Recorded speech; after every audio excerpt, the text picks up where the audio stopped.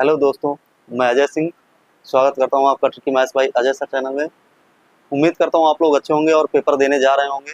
कुछ लोग तो चले भी गए होंगे और आप सभी लोगों से ये मेरा कहना है कि पेपर अच्छे से दीजिए, पेपर बढ़िया बने आप लोगों का। बिल्कुल टेंशन फ्री होके आप जाइए, तनिक भी टेंशन लेने की ज़रूरत नहीं एग्ज़ाम में, एग्ज़ाम हॉल में। और ये मेरा चैनल है, आप लोगों ने कई बार सुना होगा, मैं यही बताता हूँ कि ये मेरा चैनल है और इसमें आपके यूपीपी एग्ज़ाम होने के बाद मैं चैप्टर वाइज पढ़ाना शुरू करूँगा। तो जो लोग तैयारी कर रहे हैं इसकी यूपीपी की या फिर एसएससी जीडी की, रेलवे की, बैंक की, एसएससी की या फिर आरपीएफ एसआई वगैरह की, एएलपी की, रेलवे में जो पोस्टें होती हैं या असिस्टेंट लोको पायलट की जो होती हैं, तो आप लोगों को यही कहूँगा मैं कि आप लोग तैयारी करते रहिए, प्रॉपर तरीके से तैयारी करते रहिए। मैथ तो सब में आनी है, तो आप लोग मैथ पढ़ते रहिए, मैथ का कॉन्सेप्ट सीखते रहिए। एक दिन में मैथ सीखने वाली चीज़ नहीं है, आप लोग जब रेगुलर करते रहेंगे तो बहुत अच्छी मैथ सीख जाएंगे, बहुत बढ़िया से आप सॉल्व करेंगे क्वेश्चनों को। तो यही कहूँगा कि आप कभी छोड़िएगा नहीं, आप करते रहिएगा तैयारी। और आज पेपर हो जाएगा यूपीपी का फर्स्ट पेपर, तो मैं शाम टाइम में दोनों पेपरों का एनालिसिस ज़रूर डालूंगा। और क्योंकि दिन भर मुझे व्यस्तता रहती है तो इस कारण मैं नहीं डाल पाऊंगा दोपहर तक। मैं उसको शाम को वीडियो बना के शाम को ज़रूर अपलोड कर दूंगा। तो आप लोग ये क्वेश्चन देखिए कैसे क्वेश्चन हैं ये, और इनको सॉल्व कैसे करना है। जिनका एग्ज़ाम अब कल की डेट में है, परसों की डेट में है, अर्थात 24 और 25 को है, तो वो लोग देख लें, मान लिएगा उनके में ऐसा क्वेश्चन आ जाएगा तो वो लोग सॉल्व करने के लिए थोड़ा सा हिचकिचाएंगे, इसको कैसे सॉल्व करें। या फिर कोई मेथड जान रहा होगा तो वो थोड़ा लॉन्ग भी जान रहा होगा या फिर मुझसे भी शॉर्ट जान रहा हो, तो जो लोग नहीं जान रहे हैं वो लोग इसको देख लें कैसे सॉल्व करना है। आइए पहला क्वेश्चन सॉल्व करते हैं हम।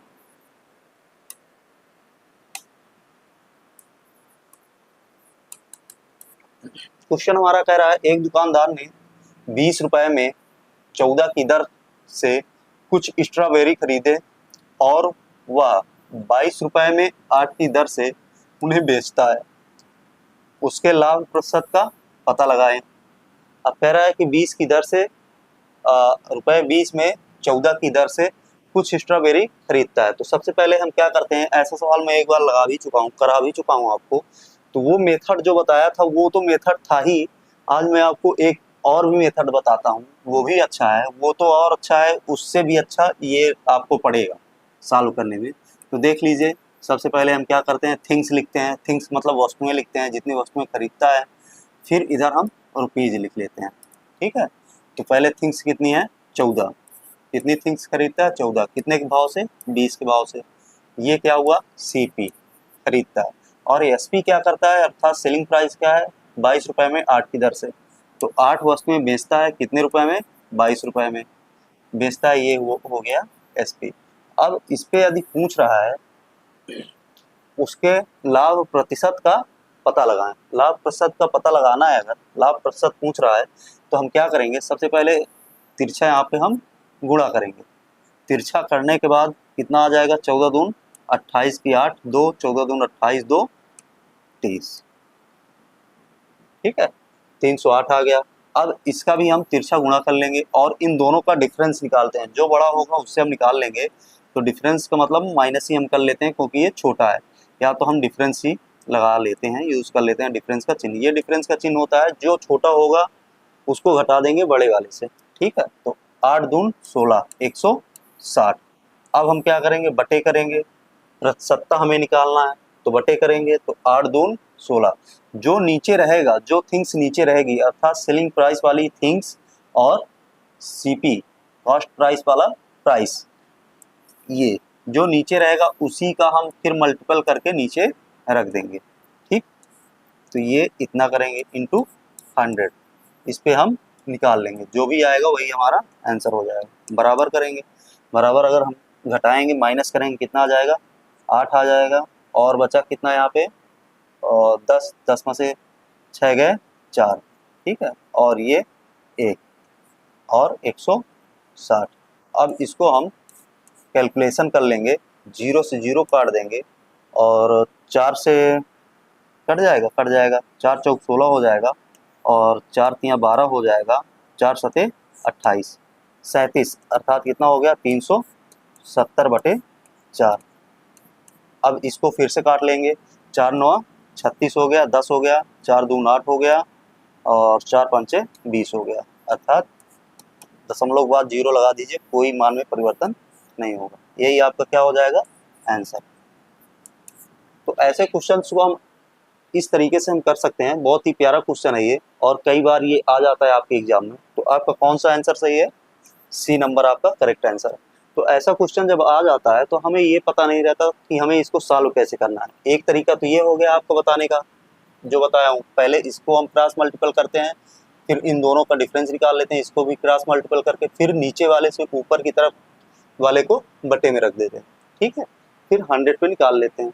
ये हो गया एक तरीका। और इसको दूसरे तरीके से अगर आप लगाना चाहते हैं तो ऐसे भी लगा सकते हैं कि कितनी वस्तुएं खरीद रहा है 14 वस्तुएं खरीद रहा है, कितने रुपए में खरीद रहा है 20 रुपए में, तो एक वस्तु का मूल्य कितना हो जाएगा 20/14, ठीक है। तो ये एक थिंग्स का मूल्य हो जाएगा, ठीक, इतना हो गया।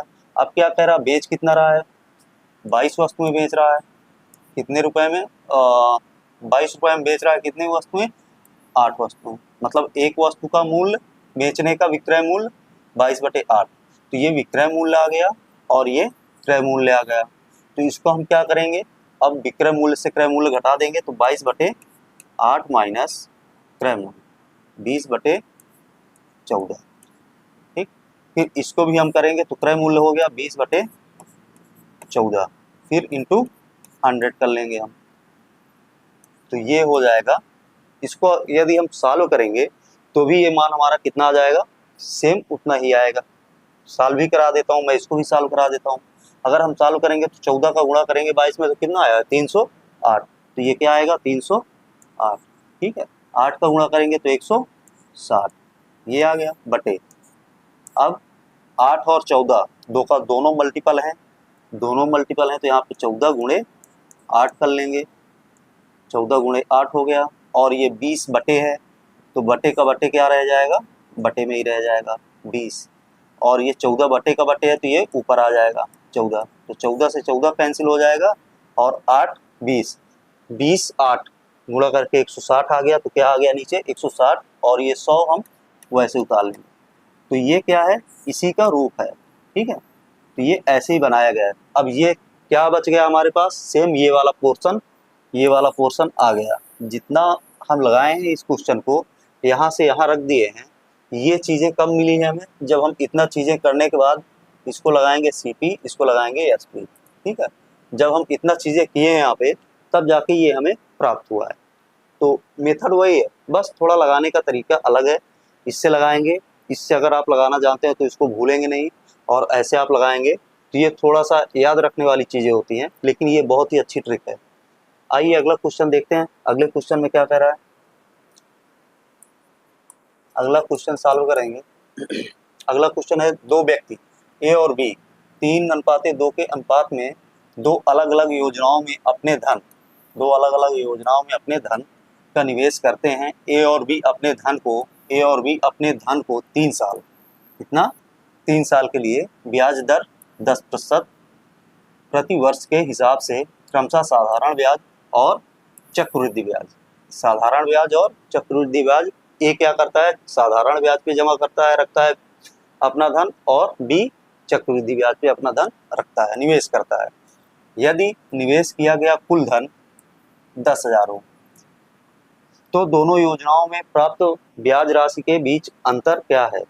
तो दोनों योजनाओं से जो ब्याज प्राप्त होगी, एक SI से साधारण ब्याज से और एक चक्रवृद्धि ब्याज से, जो भी धन प्राप्त होगा, ब्याज प्राप्त होगी, दोनों की जो ब्याज प्राप्त होगी उसका अंतर क्या होगा, तो ये पूछा गया है। तो इसको सॉल्व करने के लिए सबसे पहले हम ये देखेंगे कि कितना धन किस पे लगा रहा है, तो ये पहले हम देख लेंगे।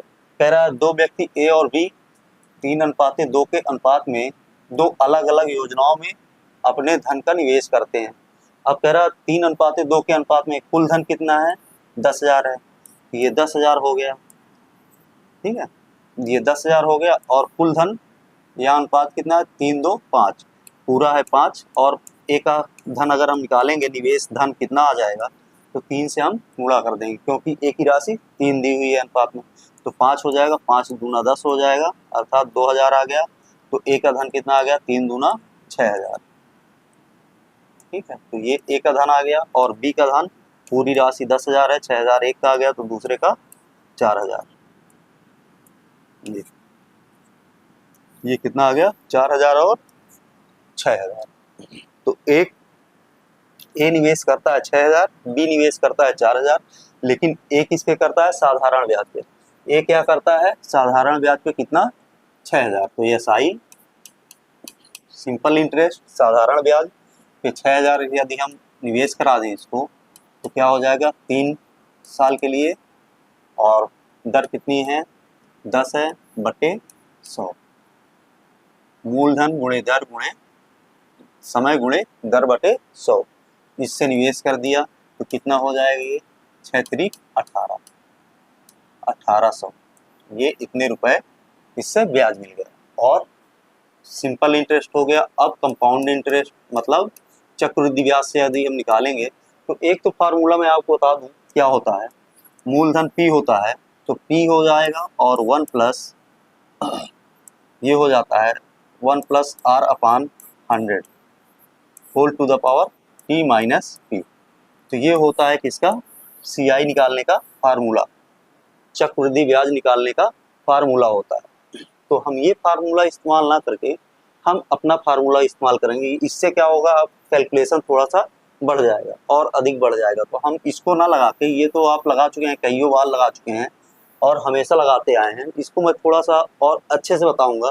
क्या करेंगे हम, 10%। क्या है हमारी ब्याज दर कितनी है, R हमारी है 10%। हम कहीं भी निकाल सकते हैं, यही निकाल लें। R कितना है, 10%। 10% मतलब 10 बटे 100।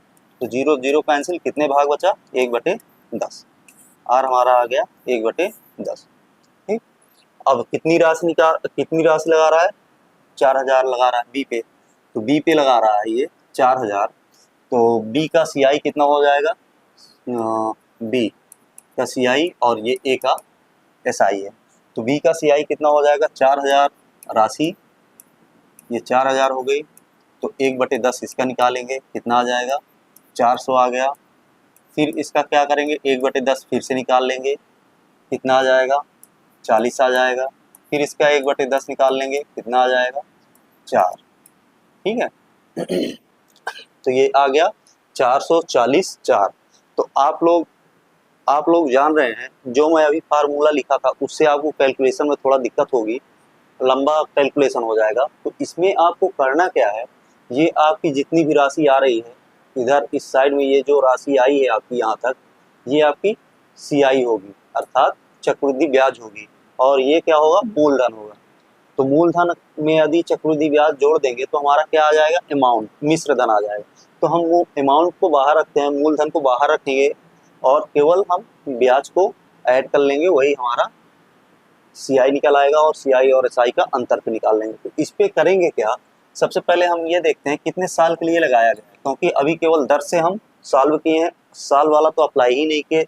अगर 3 साल के लिए लगाया जा रहा है धन, तो इसमें फार्मूला होता है 3 साल का, 3:1 इतने से मल्टीपल करते हैं और फिर जोड़ देते हैं। तो ये 3 साल का क्या आ जाता है, 3 ईयर्स CI फार्मूला। ठीक है, CI फार्मूला 3 साल के लिए। तो ये CI फार्मूला होता है। 2 साल के लिए क्या होता है, 2:1। 1 साल के लिए केवल 1। ठीक, तो ऐसे करते हैं। 4 साल के लिए भी फार्मूला है, 5 साल के लिए भी, लेकिन आप लोगों में केवल 3 साल के लिए आएगा। जब मैं आपको चैप्टर पढ़ाऊंगा तो उसमें 5 साल 6 साल के लिए भी बताऊंगा, अगर ज़रूरत पड़ी 7 साल के लिए बताऊंगा। तो अभी आप इतना ही देख लीजिए, 3 साल के लिए ये है, 2 साल के लिए ये, 1 साल के लिए ये। तो इसको अप्लाई कैसे करते हैं ये देख लेते हैं। 3 साल के लिए 3 साल दिया हुआ है, तो 3:1 है, 3:1 कितने के अनुपात में, 3:1 3:3:1। तो इसको हम क्या करेंगे, मल्टीपल कर लेंगे इससे। ठीक है, मल्टीपल कर लेंगे तो कितना हो जाएगा, 1200। फिर प्लस करना है इसको, हमें जितना भी है इसको अब प्लस करना है। 4 तियां 12, 120, 1 चौके 4, ये हो गया। तो ये टोटल कितना आ गया, जोड़ लीजिए आप, 13 2 4। ठीक है, ये आप लिख लीजिएगा, नोट कर लीजिएगा। जो लोग देख रहे हैं वीडियो वो नोट करते जाएंगे इसको। कितना आया? 1324 रुपए। ठीक है, तो ये हमारा क्या आ गया? CI। अब पूछा क्या है? CI और SI का अंतर। तो SI हमारा कितना आया है? SI माइनस CI, क्योंकि SI बड़ा आ रहा है और CI अमाउंट हमारा छोटा है, तो इसको हम घटा देंगे। 1800 माइनस 1324 बराबर कितना आ जाएगा? 6 आ गया। बचा कितना यहाँ पे? 9, 7 आ गया, और ये 7 बच गया, तो मतलब 476 रुपए। ठीक, तो ये आपका कितना अंतर आ गया? 476 रुपए, अर्थात आपका ए नंबर आंसर बिल्कुल करेक्ट आंसर है। तो आपको केवल ऐसे ही लगाना है, पहले तो इसका ये याद कर लेना है कितने रुपए किस पे निवेश कर रहा है, फिर आपको SI निकालना है और फिर CI निकालना है। तो CI निकालने के लिए आपको केवल ये फार्मूला यूज करना है, 1/10, फिर इसका भी 1/10 करेंगे, फिर इसका भी 1/10 करेंगे, तो ये इतना निकलेगा। 3 साल के लिए निकाल रहे हैं तो 3 साल का फार्मूला लगा देंगे, 3/3/1। 2 साल के लिए निकालना है 2/1। 1 साल के लिए तो 1 साल के लिए निकालना है तो केवल यही हो जाएगा हमारा CI। और 1 साल के लिए बता दूं आपको, CI और SI यदि धन बराबर है तो CI और SI दोनों बराबर होते हैं। 2 साल के लिए अंतर आ जाता है, 3 साल के लिए भी अंतर आ जाता है। तो ये आपका रहा आंसर। ऐसे क्वेश्चन को लगाना है आपको। तो आइए अगला क्वेश्चन देखते हैं। अगला क्वेश्चन क्या कह रहा है? अगला क्वेश्चन हमारा है, 4 बल्ब क्षण भर के लिए क्रमशः 2, 3, 4, 5 मिनट के अंतराल में 4 अलग अलग अंतरालों पे, मतलब पहला अभी जल रहा है, दूसरा फिर बाद में, तीसरा बाद में, चौथा फिर बाद में, अंतराल में अलग अलग अंतराल पे जलते हैं। वे रात 8 बजे एक साथ चालू किए गए थे। अगली बार किस समय पर सभी बल्ब एक साथ जलेंगे? तो इसमें कुछ भी नहीं है। सबसे पहले हम इनका क्या करेंगे, 2, 3, 4 और 5 ये एक साथ जलते हैं, इसका मतलब इनका एलसीएम निकाल लेंगे। जो एलसीएम होगा उसी पे ये साथ में जलेंगे। तो इनका एलसीएम यदि हम निकालेंगे तो क्या हो जाएगा? एलसीएम निकालेंगे तो 4 यहाँ पे है, 2 यहाँ पे है, तो 4 में 2 समाहित हो जाएगा, तो 12 हो गया। 12 पंचे 60, मतलब क्या आ गया? 60। 60 एलसीएम आ गया, मतलब क्या हुआ? मिनट दिया हुआ है तो 60 मिनट पे ये एक साथ जलेंगे। ठीक है, तो 60 मिनट का मतलब 1 घंटा। 1 घंटे पे ये एक साथ जलेंगे। तो 1 घंटा कितने पे जोड़ना है? 8 पे, तो 8 + 1 बराबर 9। रात में जल रहा है तो रात्रि 9 बजे। आपका डी नंबर करेक्ट आंसर है। ठीक है, तो 9 बजे एक साथ जलेंगे फिर से। अब अगला क्वेश्चन, 1 घंटे एक घंटे के अंतराल पे ही जलेंगे। तो 9 बजे जलेगा, फिर 10 बजे जलेगा, ऐसे करके जलता रहेगा एक साथ। चौथा क्वेश्चन है, एक वस्तु चिन्हित कीमत पर 20% की छूट पर बेचता है। यदि चिन्हित कीमत 1200, 1200 रुपया हो तो वस्तु की बिक्री मूल्य क्या है? तो आपको बता दूं, एक होता है मार्क प्राइस, ये होता है मार्क प्राइस। मार्क प्राइस मतलब अंकित मूल्य। आप लोग जाते होंगे दुकान में, किसी वस्तु का मूल्य दिया रहता है, उस पर प्रिंट रहता है, तो आप लोग देखते हैं कि ये प्रिंट मूल्य है। जितना मूल्य लिखा हुआ है उतने मूल्य पे क्या करता है दुकानदार? आपको कुछ % छूट देता है, फिर छूट देने के बाद बेच देता है। तो सबसे पहले क्या होता है? Mark price. तो वही होता है मार्क प्राइस। अगर इसमें कुछ छूट दे देगा, फिर जितने पे बेचेगा तो वही उसका सेलिंग प्राइस हो जाएगा। दुकानदार का सेलिंग प्राइस हो जाएगा, आपका कास्ट प्राइस हो जाएगा। तो जो बेच रहा है, जितने पे बेच रहा है, वो उसका सेलिंग प्राइस हो गया। और आप ये जान लीजिए, जितना इस पे प्रिंट है, कभी भी दुकानदार उतने का सामान नहीं लाता है। अपने लिए खरीदेगा तो इससे कम का खरीदेगा, और उसमें प्रिंट क्या रहेगा? अधिक प्रिंट करेगा, या तो वो करेगा या तो रहेगा। तो वो उससे अधिक प्रिंट करेगा जितने पे खरीदेगा, और फिर उस पर इतनी ही छूट देगा जिसमें उसको प्रॉफिट हो कुछ ना कुछ। ठीक है, तो ये कहने का मतलब है कि यदि ये एमपी है, मार्क प्राइस है, तो मार्क प्राइस का मतलब चिन्हित कीमत। चिन्हित कीमत कितनी है? मार्क प्राइस 1200 है, ये 1200 रुपए है। अब कह रहा 20% की छूट देता है, तो वस्तु का विक्रय मूल्य। विक्रय मूल्य का मतलब जब मार्क प्राइस पे 20% का छूट देगा तो वस्तु का विक्रय मूल्य प्राप्त होगा। तो हमें एसपी ज्ञात करने के लिए, सेलिंग प्राइस ज्ञात करने के लिए 1200 पहले रखेंगे, और ये 1200 हमारा क्या है? मार्क प्राइस है। तो मार्क प्राइस पे क्या करेगा, छूट दे देगा। जब 20% की छूट दे देगा तो कितने पे बेच रहा है वो, 80 पे बेच रहा है, और ये 100। ठीक, ये हो गया जीरो, जीरो कट गया, कितना आ गया, 12 अट्ठे 96, 960। तो ये क्या हो गया आपका एसपी, सेलिंग प्राइस, अर्थात बिक्री मूल्य, कितने रुपए आ गया, बिक्री मूल्य 960 रुपए। आपका सी नंबर आपका करेक्ट आंसर है। ठीक है, जब भी आप देखेंगे मार्क प्राइस से सेलिंग प्राइस, जितना दुकानदार जैसे हम हैं, अगर मार्क प्राइस इतना है तो हमेशा इस पे कुछ ना कुछ छूट दे देते हैं, चाहे 10 रुपए की दें या 100 रुपए की दें, मतलब कुछ ना कुछ छूट देंगे। तो वही ये परसेंट में छूट दे दिया। अगर 1200 का हम 20% छूट निकालेंगे तो कितना आएगा, 12 का अगर हम 20% छूट निकाल भी देंगे, यहाँ से 20% छूट निकाल के ही लगा देंगे। जैसे हम सोच रहे हैं आप लोग की छूट निकालने के लिए दे रहा है, ये तो ऐसे कर दे रहे हैं, तो इसको निकालेंगे कितना हो जाएगा, 12 दूनी 24, 240, ये 240 हो जाएगा। अब 240 आप इससे घटा दीजिए, 240 इससे घटा देंगे तो कितना आ जाएगा, 960। एक तरीका ये भी है आपका कि 20% इसका पहले निकाल लीजिए, फिर इसी को क्या करेंगे, 1200 से घटा देंगे। जब घटा देंगे तो वही छूट आपकी हो जाएगी, और जितना घटाएंगे वो छूट हो जाएगी। मतलब छूट कितना आया, 240 छूट दे रहा है, और सेलिंग प्राइस कितना हुआ, 960। तो ये आपका आंसर हो जाएगा। लगाने का ये भी तरीका है एक। अगला क्वेश्चन देखते हैं, पांचवा क्वेश्चन क्या कह रहा है। पांचवा क्वेश्चन है, इसको मैं कई बार कई तरीके से, दो तरीके से बता चुका हूँ, और ये एक तो इसको हम बराबर करते हैं, ये बराबर करते हैं, और जो आएगा अनुपात उसको हम बराबर करेंगे। लेकिन यहाँ मैं आपको ऐसे बता रहा हूँ, जैसे कि 18 लीटर के मिश्रण में एसिड और पानी, एसिड और पानी का अनुपात कितना है, एसिड और वाटर कितना है, 5:1।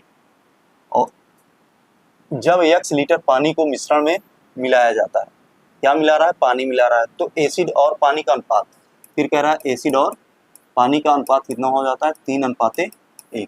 तो इसको लगाने का तरीका मैं आपको बताया हूँ, बहुत ही अच्छा तरीका है। सबसे पहले हम क्या करते हैं, अगर पानी मिला रहा है तो इसमें पानी क्या है, ये पानी है, ये पानी, ठीक है, ये पानी है, और मिला क्या रहा है, पानी मिला रहा है। तो एसिड हमारा क्या होना चाहिए, समान होना चाहिए। तो इसको हम समान बराबर करने के लिए क्या करेंगे, इसको हम दोनों को बराबर करने के लिए सबसे पहले इनका दोनों का एलसीएम हम ज्ञात करेंगे। कितना आएगा, 15 एलसीएम आएगा। तो 15 में 5 तो दिया हुआ है, तो 3 का इस पे हम गुणा कर दें, इस वाले पे, और इस वाले पे 5 का गुणा कर दें, तो ये पोर्शन हमारा क्या हो जाएगा, बराबर हो जाएगा। एसिड वाला पोर्शन हमारा दोनों बराबर हो जाएगा।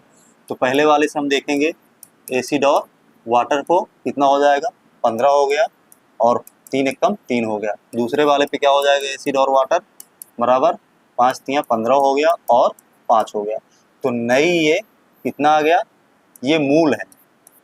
मूल का मतलब है जो शुरुआत में था ये वो अनुपात है, और जो बाद में अनुपात बना है, ये मिलाने के बाद अनुपात बना है, तो ये वो अनुपात है। ठीक है, तो शुरू में कितना हमारा मिश्रण टोटल था, 15 3 18, 18 मिश्रण था, 18 में क्या था, 18 लीटर। ठीक है, 18 लीटर टोटल मिश्रण था, और अनुपात का योग कितना आ रहा था, 18। तो 18 में 18 हो गया, तो एक में कितना आ जाएगा, एक में आएगा 1 लीटर, एक पे 1 लीटर आएगा। और ये दोनों क्या है, हमारा पानी है। अब पानी पहले 3 था, फिर पानी मिलाने के बाद कितना हो गया, 1 लीटर पानी मिला दिया तो कितना हो गया, 5 हो गया। तो दोनों का अंतर कितना आ गया, अंतर आ गया इनका 2। ठीक है, तो जब एक में 1 लीटर पानी मिलाता है तो 2 में कितना मिलाएगा, 2 लीटर। 2 में कितना मिलाएगा, 2 लीटर। तो आपका करेक्ट आंसर क्या हो जाएगा, डी नंबर आपका 2 लीटर करेक्ट आंसर हो जाएगा। मतलब क्या है, एक्स का मान ज्ञात करा रहा है, तो एक्स का मान क्या आ जाएगा, एक्स बराबर 2 लीटर। ठीक है, तो यही आपका आंसर हो जाएगा। आइए अगला क्वेश्चन देखते हैं। बहुत ही प्यारा क्वेश्चन था ये, बहुत ही अच्छा क्वेश्चन है। ऐसे क्वेश्चन दे देता है एग्जामिनर आपके एग्जाम में। यदि एक ट्रेन की गति 32 किलोमीटर प्रति घंटा है, तो 9 सेकंड में ट्रेन द्वारा तय की गई दूरी कितनी है। कुछ लोग क्या करते हैं, डायरेक्ट इसका गुणा करते हैं, क्योंकि ये स्पीड दी हुई है और ये सेकंड दिया हुआ है। तो आपको ये सब नहीं करना है, आपको पहले देख लेना है कि इसका यूनिट क्या है। इसका यूनिट किलोमीटर प्रति घंटा है और इसका सेकंड है। तो इसको सॉल्व करने से पहले हम देखेंगे 32 किलोमीटर प्रति आवर। ठीक, ये हो गया, स्पीड हो गई, और टाइम किसमें दिया है, 9 सेकंड। 9 सेकंड दिया हुआ है। तो सबसे पहले हम इसको करेंगे क्या, मीटर पर सेकंड में बदलेंगे। तो 32 किलोमीटर को किलोमीटर को जब भी हम मीटर पर सेकंड में बदलते हैं तो 5/18 से गुणा करते हैं। तो इसको हम काटेंगे और 9 चौक 32 हो गया और 9 दून 18 हो गया, सॉरी 9 चौक 36 होता है, 32 नहीं होता है। तो ये हो गया आपका 32। ये आप काटेंगे किससे, 2 से, 2 9 18 हो गया और ये 16 दून 32, ठीक है, 16 आ गया और गुणे 5/9 आ गया। तो इसको हम अब रखेंगे यहाँ पे 16 गुणे 5/9। ये क्या आया है, मीटर पर सेकेंड। ये आ गई आपकी स्पीड, मीटर पर सेकेंड स्पीड आपकी आ गई। और ये क्या दिया है, टाइम। अब ज्ञात क्या करा रहा है, दूरी। तो दूरी बराबर क्या होता है, दूरी बराबर होता है चाल गुणे समय। तो इसी को हम गुणा कर देंगे। तो 16 गुणे 5/9 गुणे 9, तो 9 से 9 कैंसिल हो गया, टोटल कितना बच गया, 16 पंचे 80, 80 मीटर। यही आपकी दूरी हो गई। तो ये आपका correct answer, answer D number आपका करेक्ट आंसर है 80 मीटर। ठीक है, तो इसको ऐसे लगाना है आपको। आइए अगला क्वेश्चन देखते हैं। अगला क्वेश्चन क्या कह रहा है आपका, ये आपका सिंप्लीफिकेशन का है। मात्रम समापवर्तक, आपका लघुत्तम भी पूछ लेता है, मात्रम भी पूछ लेता है। जब भी भिन्न का देता है सवाल तो आप लोग थोड़ा सा कंफ्यूज होते हैं कि इसमें करना क्या है, हमें कैसे करना है। आप लोग मात्रम पूछ रहा है तो केवल मात्रम निकाल देंगे इसका। तो इसको बता दूं मैं आपको, 5/4/5 और 5/7 और 4/7। तो इसका यदि महत्तम पूछ रहा है, मासा पूछ रहा है, या फिर एचसीएफ हम लिख लेते हैं, या सीएफ, मासा पूछ रहा है, तो सबसे पहले इसका फार्मूला क्या होता है। जब भी मासा या लासा पूछेगा, मासा पूछेगा तो अंश का क्या करेंगे हम, एचसीएफ निकाल लेंगे और हर का एलसीएम निकाल लेंगे। ठीक है, तो ये फार्मूला एचसीएफ का आ जाएगा।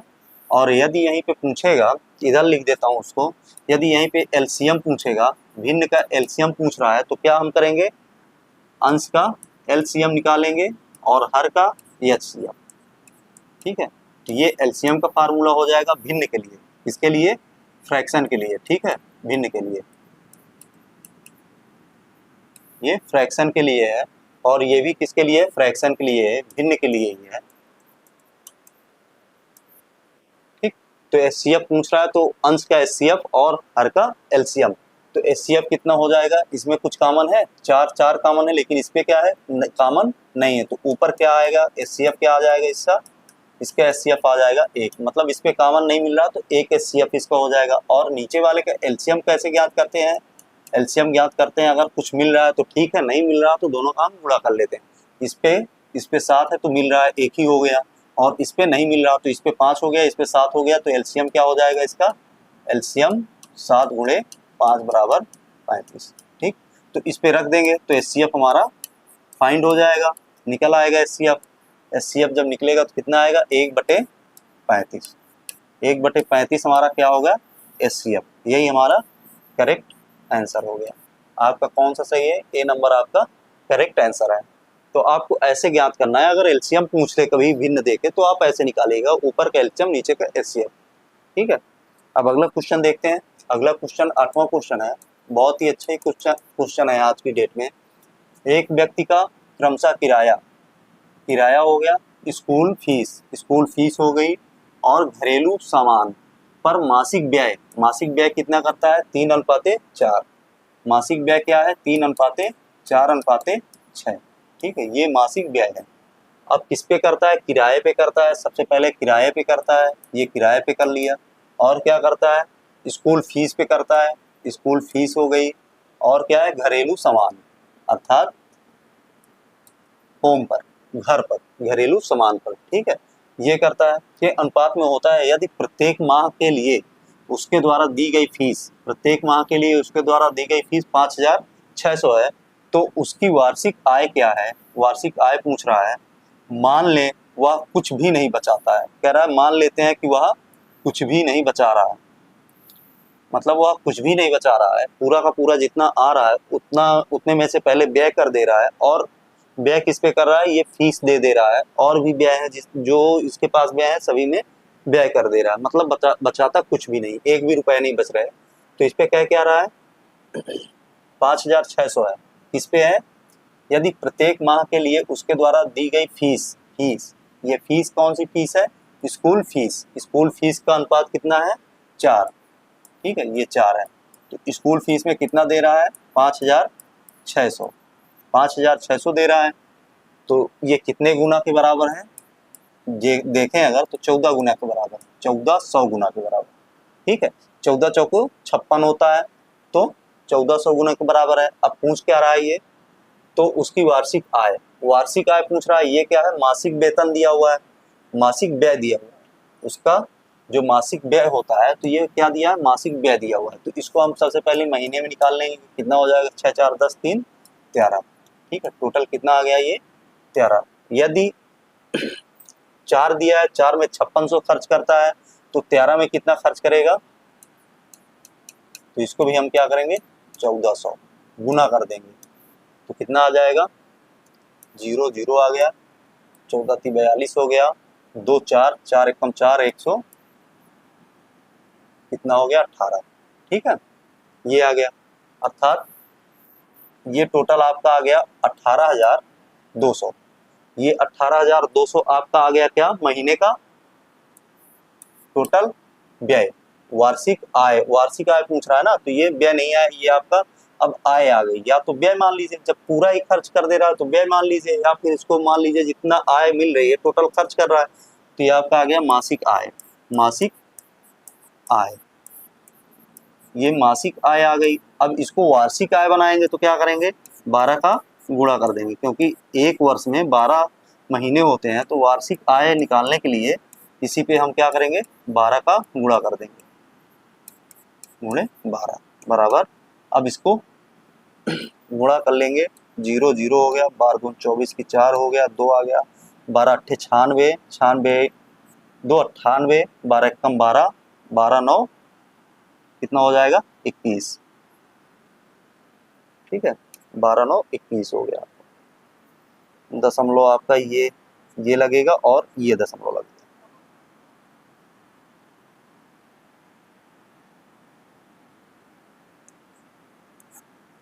ठीक, तो ये आपका करेक्ट आंसर हो जाएगा।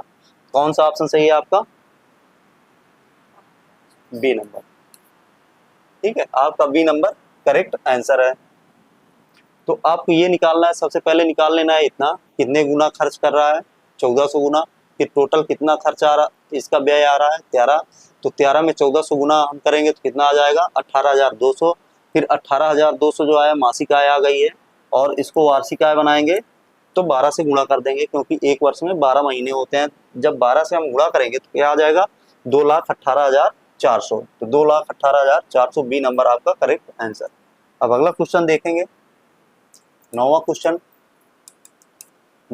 क्या कह रहा है? ए बी और सी 6,000 निवेश करके साझेदारी शुरू करते हैं। ए उसमें 1,000, ए क्या करता है? ए इस पे 1,000 लगाता है, और बच कितना गया? ये टोटल 5,000। ये 5,000 आपका बच गया।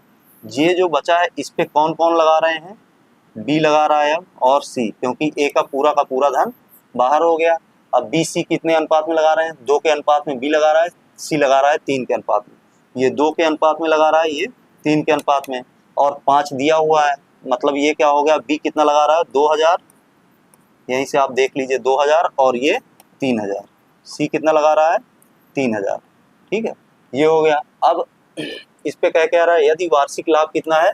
2400 रुपए है। तो हम ए बी सी का यहाँ से यदि अनुपात निकाल लें, जो निवेश कर रहे हैं उनका हम अनुपात निकाल लें तीनों का, तो कितना आ जाएगा?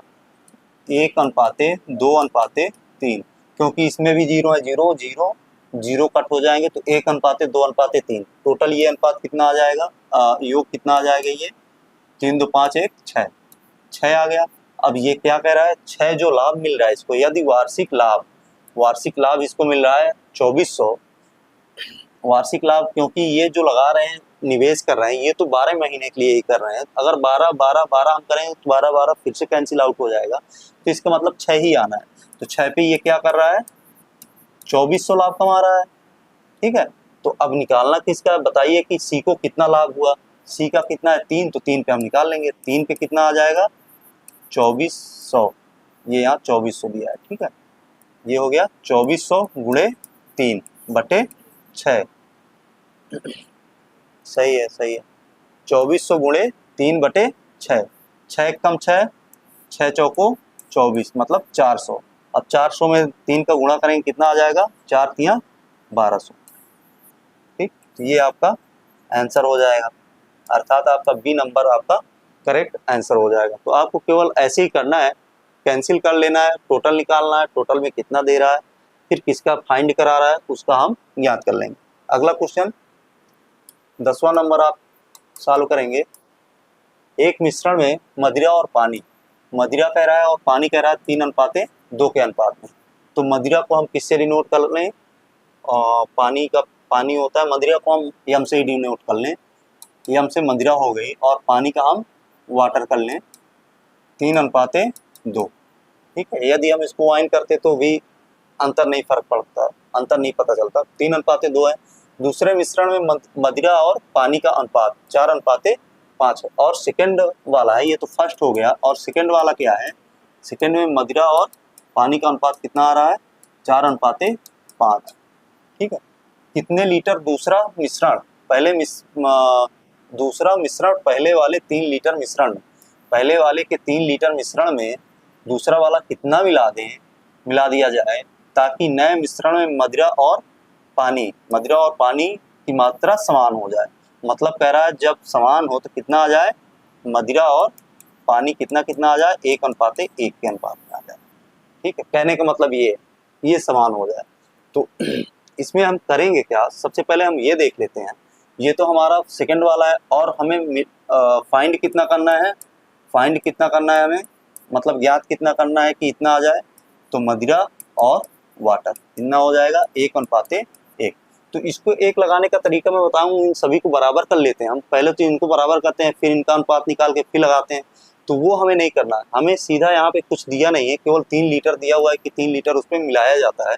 तो हम देखेंगे ये क्या है, पहली मात्रा है हमारी, ये हमारी पहली मात्रा है, ठीक, पहला मिश्रण है। अब दूसरे मिश्रण में मदिरा और पानी का अनुपात इतना दिया हुआ है, दूसरे मिश्रण में ये दूसरी मिश्रण दिया हुआ है, तो दूसरे मिश्रण में इतना दिया हुआ है। तो सबसे पहले हम यहाँ करेंगे कितना टोटल मिश्रण, ये क्या है 5 है, इसका टोटल मिश्रण 9 है और इसका टोटल मिश्रण 2 है, ठीक, ये कर लेंगे। अब इस पे क्या क्या रहा है, इतने लीटर मिश्रण में, अब इसका हम किसी एक का लेके कह रहा है मिश्रण में मिलाया जाए ताकि, तो इस पे क्या करेंगे, हम किसी एक का लेके हम निकाल लेंगे। सबसे पहले जैसे हम ले लिए मदिरा एक तरफ लेंगे तो सब तरफ क्या लेंगे, मदिरा, तो मदिरा बटे टोटल मिश्रण, ठीक, ये तो फर्स्ट हो गया हमारा। और ये सेकंड क्या हो गया हमारा, 4, मदिरा कितनी है 4/9, और हमें ज्ञात कितना करना है, इतना ज्ञात करना है कि बराबर बराबर हो जाए। तो जितना ज्ञात करना रहेगा वो बीच हो जाएगा और ये टोटल मिश्रण। तो इससे इसको घटाएंगे, इसको इससे घटा के इसका मिक्सचर निकाल लेंगे। ये मिक्सचर का क्वेश्चन बन गया। अब यदि इसको हम निकालेंगे तो 3 दूनी 6 हो गया, 5 एकम 5 हो गया, 6 में से 1 गए, कितना आ गया 5 दूना 10, ठीक। एलसीएम लेके इनको दोनों को सॉल्व करेंगे, जैसे सॉल्व करते हैं डिफरेंस निकालेंगे, इन दोनों का डिफरेंस निकालेंगे। तो 4 दूनी 8 हो गया, 9 एकम 9 हो गया, तो 1 बटे कितना हो गया 9 दून 18। हर का गुणा कर लेंगे और इसका इस वाले हर का इसमें गुणा करेंगे, इस वाले हर का इस पे गुणा कर देंगे। ये प्रक्रिया इधर हो गई। इधर क्या करेंगे, इस वाले हर का इस पे गुणा कर देंगे, इस वाले हर का इस पे गुणा कर देंगे और इन दोनों का गुणा करके नीचे रख देंगे। तो ये तरीका हो गया। तो ये 1/18 1/10। तो अब संख्याओं को क्या करेंगे, तिरछा हम गुणा कर लेंगे और नीचे से हटा देंगे, तो क्या आ जाएगा 10:18, ठीक। तो ये कितना आएगा, 2 पंचे 10, 2 9 18, 2 पंचे 10 हो गया और 2 9 18 हो गया। तो कितना अनुपात आ गया इनका दोनों का, फर्स्ट और सेकंड का, फर्स्ट सेकंड का कितना आ गया 5:9, ठीक है, 5:9 आ गया। अब क्या कह रहा है इसमें, कितने लीटर दूसरा मिश्रण पहले वाले 3 लीटर में, पहले वाले कितने, पहले वाले 3 लीटर में, मतलब 5 में 3 लीटर। तो 5 में 3 लीटर अगर दिया हुआ है तो यहाँ से हम लगाना शुरू करेंगे।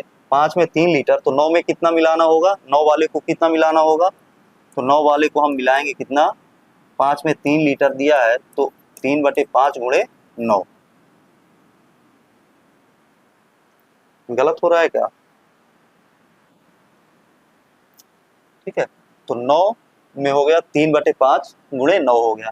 अब इसी को अगर और हम सिंप्लीफाई करेंगे, सिंप्लीफाई करने के लिए और आगे इसको बढ़ाएंगे तो 9 त्रिक 27, कितना आ गया 27/5। अब इसको यदि हम करेंगे तो कितना आ जाएगा,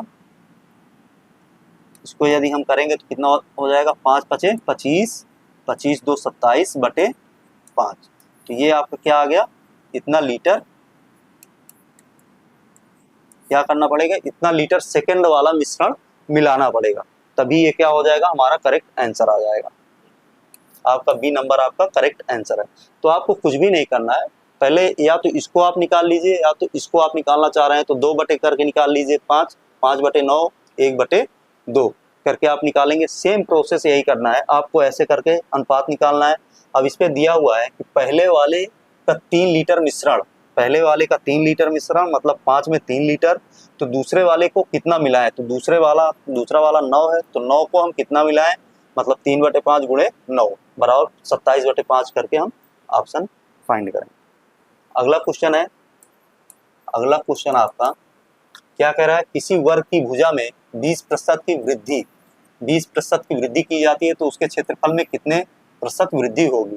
अब आप लोग सोच रहे होंगे यदि एक में वृद्धि की जाती है 20%, क्योंकि इसका क्षेत्रफल जो होता है भुजा स्क्वायर होता है, तो आप लोग सोच रहे हैं एक भुजा पे 20 की अगर वृद्धि कर दी गई तो दूसरे में भी 20 की वृद्धि हो जाएगी, तो हम ए स्क्वायर जब करेंगे तो 20 का स्क्वायर भी कर देंगे तो कितना आ जाएगा 400%। तो ऐसा नहीं होता है, आपको बता दूं ये नहीं होता है। या तो आप ये सोच रहे हो कि 20% की हो रही, फिर 20% की हो रही, टोटल कितनी हो गई 40% की, तो ये भी नहीं होता है।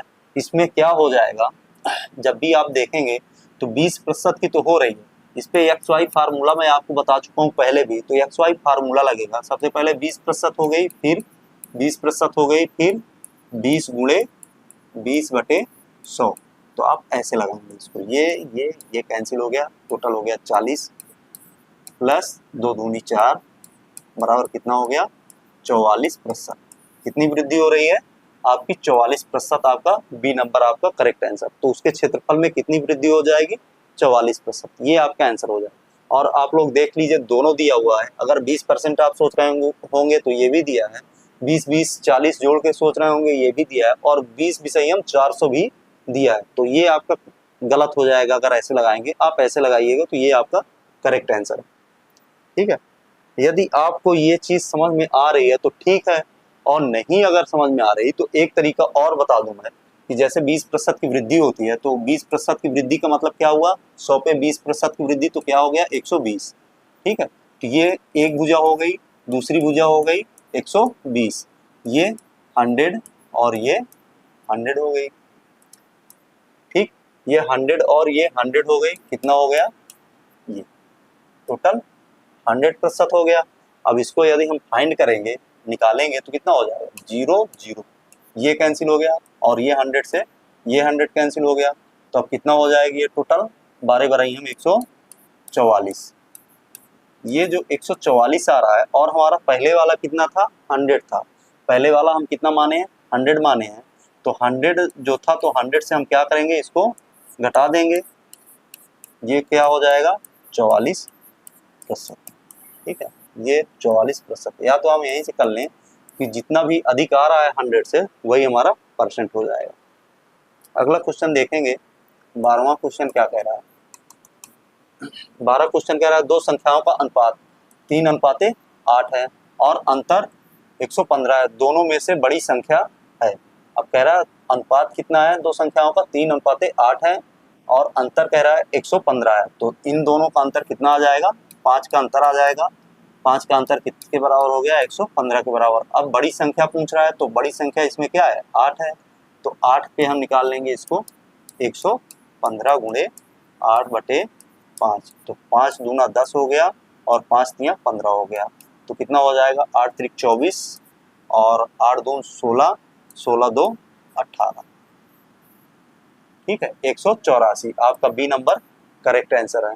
तो यही आपका आंसर हो जाएगा। आपको इन क्वेश्चनों में कुछ भी नहीं करना है, केवल आपको थोड़ा सा सोचना है बस। आप 13वां क्वेश्चन देखेंगे, क्या कह रहा है, यदि किसी काम का 4/7वां भाग 4/7वां भाग 7/4 दिन में पूरा होता है, तब शेष काम को पूरा करने में कितना समय लगेगा। अब ये कह रहा है कि 4/7वां भाग, किसी काम का 4/7वां भाग यदि 7/4 दिन में कर रहा है, तो एक काम को कितने दिन में करेगा, एक भाग काम को करेगा 7/4, और ये अगर इधर है तो इधर आएगा तो क्या हो जाएगा 7/4 बराबर 7×49/16, इतने दिन में ये क्या हो जाएगा 49/16 दिन में करेगा। एक काम को 49/16 दिन में करेगा। अब ये कह रहा है शेष काम को कितने दिनों में पूरा करेगा, शेष काम को कितने दिनों में करेगा, तो ये क्या है 4/7 भाग काम है, 7 भाग काम का 4/7वां भाग, इतने भाग काम है, ठीक है, ये इतने भाग काम है, तो शेष कितना बच रहा, इससे कितना शेष बच रहा है, ये 7, टोटल काम 7 है, 4 कर रहा है तो कितना बच गया 3/7 भाग, 3/7 भाग काम बच गया आपका। तो एक काम को इतने दिन में कर रहा है 49/16 दिन में, तो 3/7 भाग काम को कितने दिन में करेगा, खत्म करेगा, तो ये हो जाएगा 49/16 गुणे, अब इसका हम गुणा कर देंगे 3/7, ठीक, तो 7 से 7 हो गया, 7×7 49 हो गया, बराबर कितना आ गया 7×3 21, 21/16 दिन, 21/16 दिन कहाँ पे दिया हुआ है आपका, ऑप्शन नंबर सी, ये आपका आंसर हो गया। क्वेश्चन में कुछ भी नहीं था, अगर आप लगाने बैठोगे तो थोड़ा सा अगर घूम गया तो फिर आंसर आने वाला नहीं है, तो ये आपका करेक्ट आंसर हो जाएगा। अगला क्वेश्चन देख लेते हैं, 14 क्वेश्चन नंबर, 45 मीटर प्रति सेकंड कितने किलोमीटर प्रति घंटे के बराबर है। अब ये 45 किलोमीटर प्रति सेकंड है। अभी तक हमने क्या देखा कि अगर किलोमीटर प्रति घंटे में दिया है तो उसको मीटर प्रति सेकंड में बदलने के लिए 5/18 से कर रहे थे। अब ये मीटर प्रति सेकंड में दिया है तो किससे गुणा करेंगे हम, 18/5 से। इसको किलोमीटर में बदलने के लिए 18/5 से हम गुणा कर देंगे, तो 5 हो जाएगा, 5 9 × 45 हो गया, 9 आ गया, तो क्या हो जाएगा 18 नहीं हम 162, 162 यही आपका आंसर हो जाएगा। और ये 162 जो आया ये क्या आया है, किलोमीटर, क्या आ गया किलोमीटर पर आवर, ये आपका आंसर हो गया। आपका करेक्ट आंसर बी है। तो ये भी आता है आपको यूनिट फाइंड करने के लिए भी दे देगा, तो आप यूनिट ऐसे फाइंड करिएगा, आ जाएगा आपके। ये है 15वां क्वेश्चन है। 15वां क्वेश्चन बहुत ही बेसिक है। जैसे क्वेश्चन आपका उठाता है एग्जाम में, जैसे मैं पिछले साल का एनालिसिस किया हूँ कई सालों का, तो ऐसे ही क्वेश्चन डालता है वो, जो सिंप्लीफिकेशन पे होते हैं, तो ऐसे ही क्वेश्चन डालता है। थोड़ा सा आप कंफ्यूज हो जाए इधर उधर में, तो आप लोग ये सोचिए कि ये सिंप्लीफिकेशन के क्वेश्चन चल रहे हैं, आपकी प्रैक्टिस चल रही है। यहाँ पे क्या दिया है, 15 नंबर दिया हुआ है, पॉइंट नहीं लगाया, ठीक है, कि आप इसको पॉइंट समझ लें। ये 15 नंबर है, 4 गुणे 0.4 गुणे 0.04 गुणे 0.004 बराबर क्या होगा। तो सबसे पहले हम देखेंगे यहाँ 4 है, यहाँ 4 है, यहाँ 4 है, यहाँ 4 है, तो हम क्या करेंगे, गुणा कर लेंगे।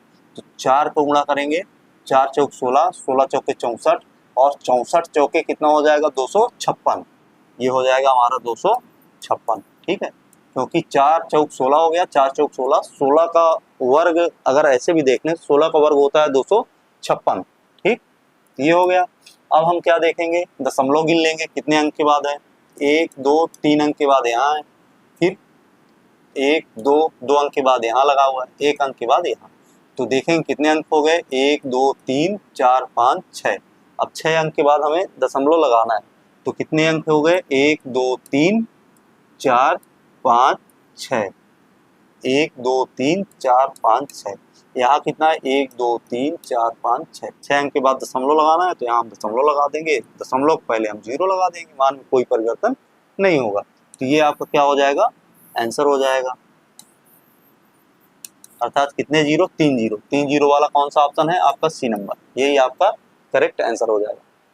तो ऐसे क्वेश्चन अगर देगा तो ऐसे क्वेश्चन करने में आपको ज़्यादा समय नहीं लगना चाहिए, क्योंकि यहाँ मुझे समझाना भी पड़ता है, आप लोगों को बोलना भी पड़ता है, तो इसमें समय लग जाता है। वरना आप केवल क्या करेंगे, केवल यहीं पे सॉल्व करेंगे, थोड़ा सा पेन चलाएंगे, आपका आंसर आ जाएगा। तो ऐसे ही क्वेश्चन आएंगे। आज अगर क्वेश्चन आ रहे हैं, जैसे भी क्वेश्चन आ रहे हैं वैसे मैं आपको एनालिसिस करके पूरा इस पे सॉल्व कराऊंगा। आज के लिए बस इतना ही, मिलते हैं अगली वीडियो में, तब तक के लिए धन्यवाद।